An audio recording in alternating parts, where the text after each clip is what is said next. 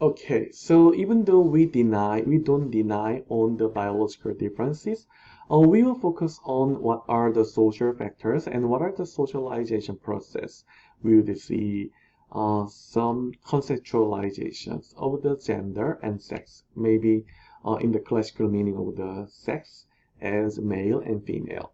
So as I just mentioned in the example of my daughters, the peer group interaction and also the friendship is very important because if they see and if we see many role models and the roles, expected roles in our social network and the friendship, we would expect that we would behave in a similar way.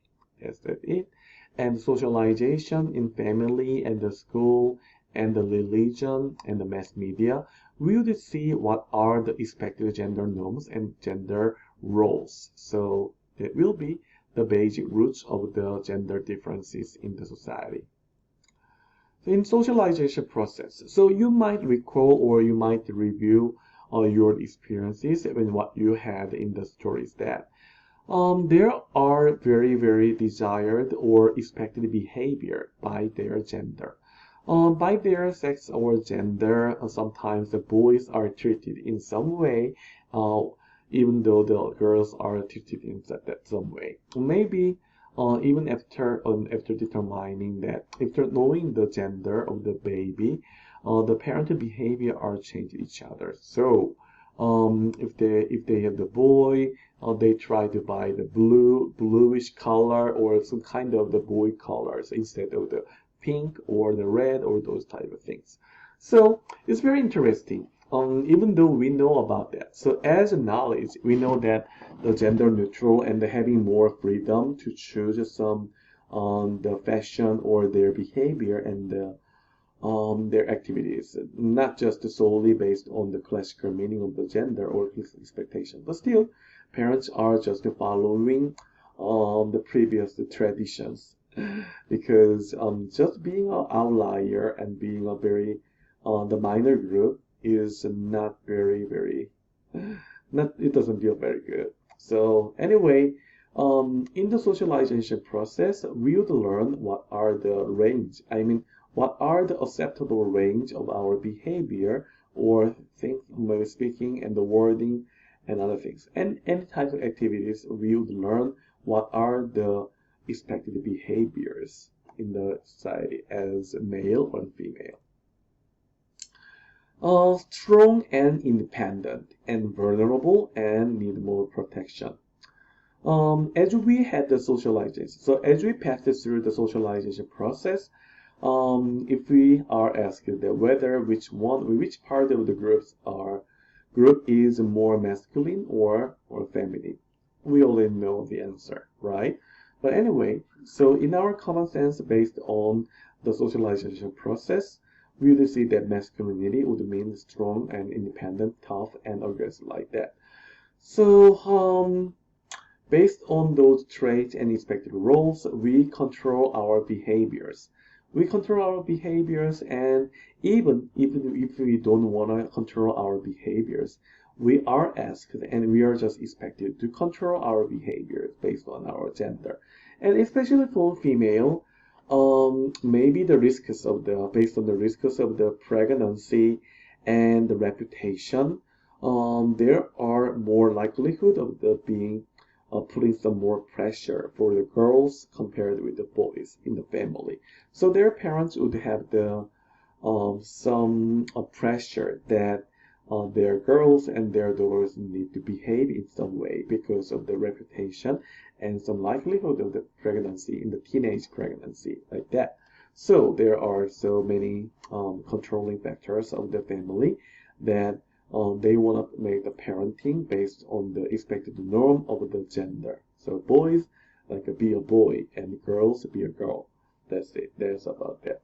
And very strong process of the production of the gender and reinforce the gender norms are conducted within the family. So even before going to going to the school or the formal education system, there are still and there are already some strong process of the socialization based on the gender expectations. So the article made it very clear on the graph and the clear pathways. So based on the biological factors and genes and so hormones and any kind of the biological differences, we will see the male and female, they are different each other. And the social production of the gender in the socialization, we will see the differentials of the gender expectations. And those types of gender expectations are, maybe we can combine our knowledge that the longitudinal study and the life course as the cumulative process. So educate this cumulative burden. In the cumulative process, those types of the gender differences are strengthened and reinforce each other. So there are social factors as class and our demographic information and race and other maybe education and the economic situation and the ability. And those types of all the traits are impacting each other. So individual differences and the social factors, these are impacting on our socialization process. As the sexism and the gender norms and those social factors of the health conditions, then based on gender, we will see the differences in the income, class, and other opportunities like that. So those differences in gender can impact on the health differences. So these are the main pathway you can see as gender health inequality. So maybe the first very big part is the economic condition and social economic condition. We see that within the United States and in other countries, we can see so big the gender gap in income. So in the United States, so we can see that some states have a very big gender inequality in income because compared with the male in Wyoming, women are averagely earning the 69% of the male's income. So there are more equal states like Florida or New York City, but these are very minor. Not all states would have the similar situation. And also in the worldwide, so gender pay gap, Estonia and Slovakia and Switzerland, there are some big gaps, the big gaps of the income by gender. But sometimes in the Romania and Luxembourg and Italy, there are some less gap in terms of the gender pay gap. So we can see many differences here. And the sources of the income generation and income gaps are maybe based on their sex segregation. So it means that the work and the occupations are very segregated by gender. So in our common sense, in our perception, in the United States, we would already know that what are more male jobs and what are more female jobs.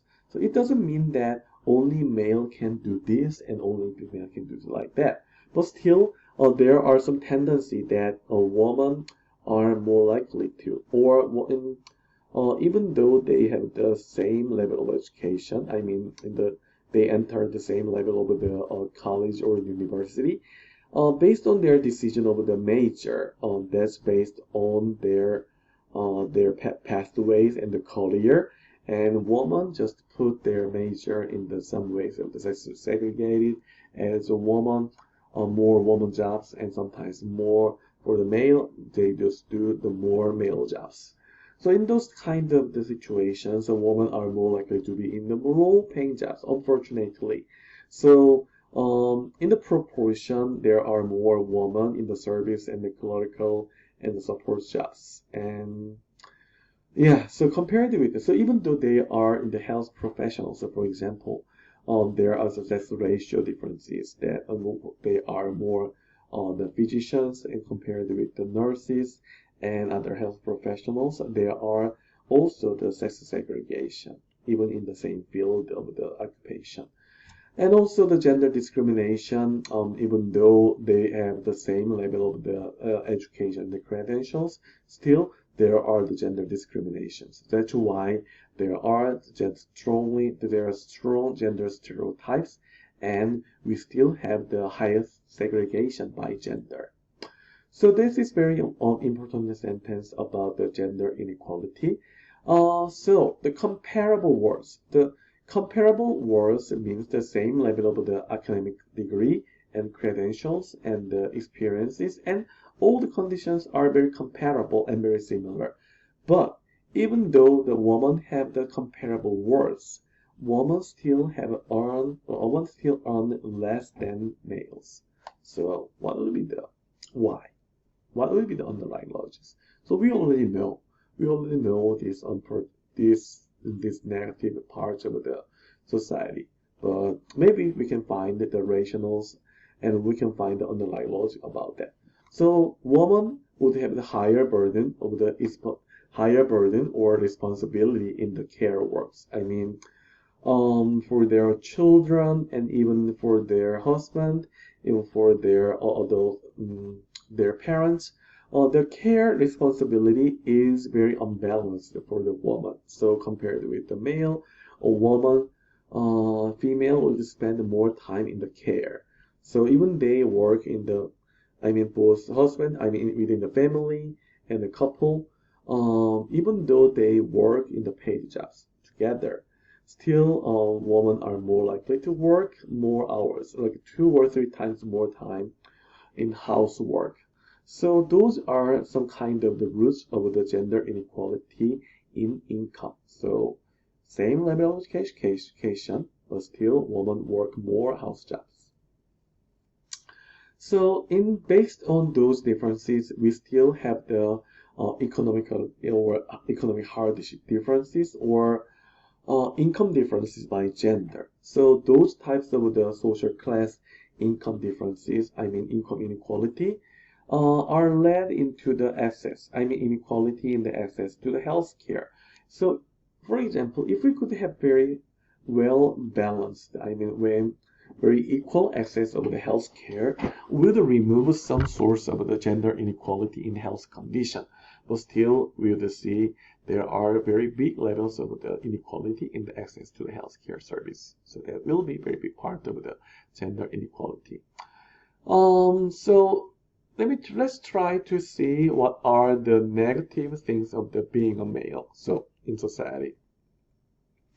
So it's very clear that based on many articles and the studies, we would see that being a male, so the males are in more advantageous status because still it's very clear and not deniable that males would have the more privileges and advantages compared with the women. So in some means. But still, if we try to find some negative meanings of the being a male, higher demands or higher pressure and higher expectations to be the breadwinner or contribute to some family members. So being a male means the higher chance of the emotional or mental disorders. So still, a woman would suffer from more depression and other disorders, but still, males would have more, in terms of very serious conditions of the mental disorder. Males would have the higher risk in that health conditions. So, as we already know that the suicide rate compared with the female, males are more likely to commit suicide. So based on the demands and based on the pressure and the mental health problems, yeah, still, being a male is not always good in terms of the health condition. So in general, other gender differences in health, men are, so even though, if they have the similar level of the health condition problem, men are less likely to seek the help for their medical problems than women. So they are very naive. So it's very complex. Even though there is some access differences, access inequality of the health service, males do not search for the help when they are sick. So they are balancing a little bit about the health inequality. And also women have the very the sex-linked biological differences and the sex-linked risks of the health problems. So the reproductive health process, women would have the more likelihood of the infection and the problem of disease in the womb or those kind of hormone processes. So that's very big issue as well.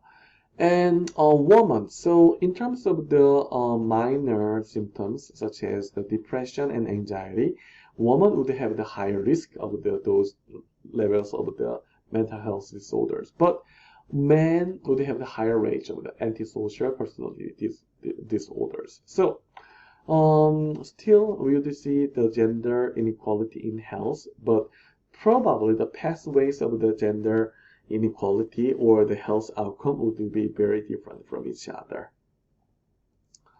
So, in the article, the restrictive gender norms. So, not only the social factors on those norms or the expectations are very impactful for health inequality by gender.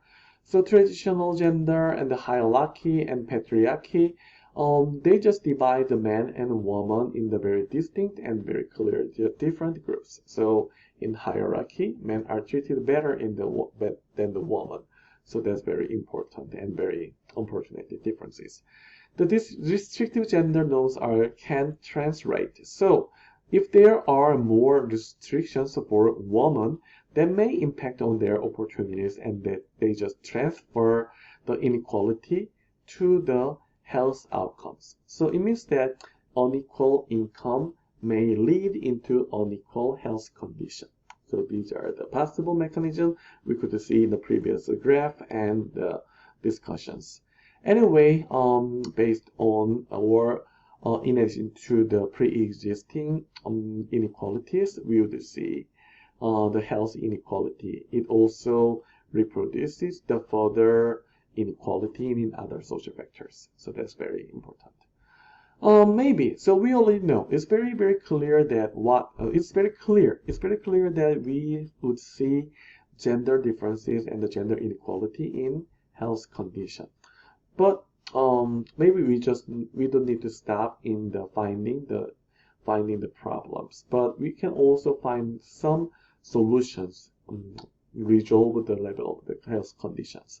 So that might be the good discussion we can do because as we already learned a lot, the social capital and the human capital, and if there are so many segregations and inequality based on those resources, we'll try to find the ways of the government interventions and also the system interventions that to minimize those differences by gender in terms of the social capital and the human capital, health insurance, and all other things like health behaviors. So that will be some good discussion we can do, and you can try to think about that.